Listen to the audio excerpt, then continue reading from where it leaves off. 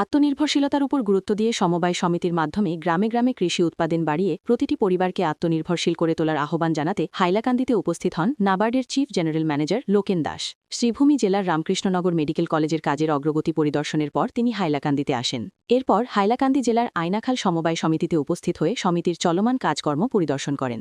পাশাপাশি আত্মনির্ভরশীলতার বিষয়ে সমবায় সমিতির ভূমিকার উপর গুরুত্বারোপ করেন তিনি।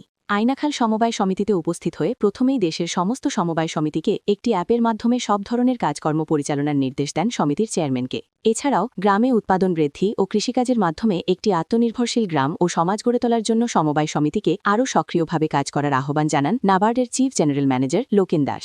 নাবার্ডের চিফ জেনারেল ম্যানেজার লোকেন দাস বলেন, আয়নাখাল সমবায় সমিতি অত্যন্ত ভালো কাজ করছে এবং ভবিষ্যতে এই সমবায় সমিতি যেন সমাজের জন্য একটি আদর্শ হয়ে উঠতে পারে এই আশাবাদ ব্যক্ত করেন তিনি। হাইলাকান্দি থেকে পূর্ণজ্যোতি দে প্রতিবেদন।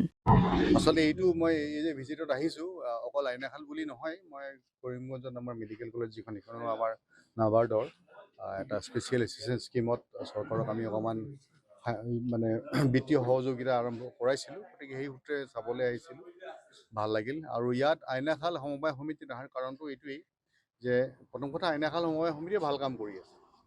দ্বিতীয় কথা হ'ল আমি নাবাৰ্ডৰ ফালৰ পৰা ৰাষ্ট্ৰীয় কৃষি আৰু গ্ৰামীণ উন্নয়ন বেংকৰ ফালৰ পৰা আমি সহযোগিতা আগবঢ়াই আহিছোঁ চৰকাৰৰ যিখিনি উন্নয়নমূলক প্ৰচেষ্টা আছে সেইখিনিক আগুৱাই নিয়াৰ কাৰণে।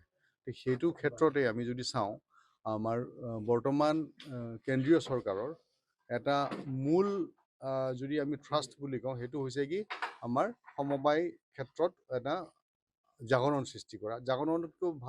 জাগৰণটো বুলি ক'লে বুলি কোৱাতকৈ শব্দটো হয়তো মই সেইটোৰ জৰিয়তে গ্ৰামোন্নয়ন যে ধনাত্মক ৰূপত আগবাঢ়িব পাৰি গ্ৰামোন্নয়নৰ ক্ষেত্ৰত, সেইটো মানে চেষ্টা কৰাটো।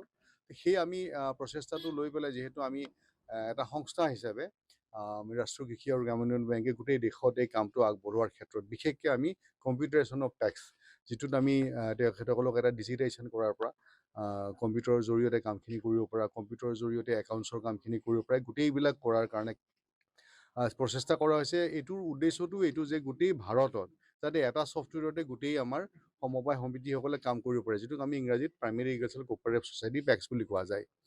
তো এই primary agricultural cooperative credit society যিখিনি আছে, এই সমবায় সমিতি আমি অসমত গাঁও পঞ্চায়ত সমবায় সমিতি বুলি কয়। এই সমবায় সমিতিবিলাকৰ মাধ্যমেৰে আমি যদি উন্নয়ন ত্বৰান্বিত কৰিবলৈ হয়, প্ৰথম কথা তেওঁলোকৰ একাউণ্টিংটো ঠিক কৰিব লাগিব। তো সেই বিত্তীয় সংযোজনাবোৰ যদি ঠিক কৰিব লগা হয়, এইটো কাৰণে এটা ডিজিটাইজ এনভাইৰনমেণ্ট দিবৰ কাৰণে প্ৰচেষ্টা কৰিছে। ইয়াত আমাৰ ৰাষ্ট্ৰ মানে যিখিনি অসমৰ চৰকাৰ, যিখিনি আমাৰ ৰাজ্য চৰকাৰবিলাক আছে, ৰাজ্য চৰকাৰৰ ফালৰ পৰা প্ৰচেষ্টা লোৱা হৈছে। আমাৰ অসমৰ ৰাজ্য চৰকাৰে আমাৰ সমবায় যিটো বিভাগ, তেওঁলোকৰ ফালৰ পৰা যথেষ্টখিনি প্ৰচেষ্টা লোৱা হৈছে। তাত আমি নাবাৰ্ডৰ ফালৰ পৰা কিছু পৰিমাণে প্ৰশিক্ষণ আৰু কেন্দ্ৰীয় চৰকাৰ হৈ পেলাই কিছু কাম আমি প্ৰচেষ্টা চলাই আছোঁ। সেইটোতে আমি চাব খুজিছিলোঁ যে ইমান ধুনীয়াকৈ কৰা এই আমাৰ যিটো আইনাখাল সমবায় সমিতি, তেওঁলোকে যে কামবিলাক কৰি আছে, এই কামবিলাকৰ জৰিয়তে তেওঁলোকে আৰু আগলৈ কি কি কৰিব বিচাৰিছে এইবিলাক আলোচনা কৰিবলৈ। আৰু কিছু কথা আমি হয়তো বিভিন্ন জেগাত চাকৰি কৰি ফুৰোঁতে ভাৰতত দেখিছোঁ, সেইবিলাকৰ পৰা আমি শিকা কথাবোৰ তেখেতসকলৰ জনাবলৈ, কাৰণ ইয়াত থাকিতো সকলো কথা তেখেতসকলে জানিব নোৱাৰে, আৰু শিকিবলৈ বুলি তেওঁলোক যদি ঘূৰি ফুৰে কাম কেতিয়া কৰিব।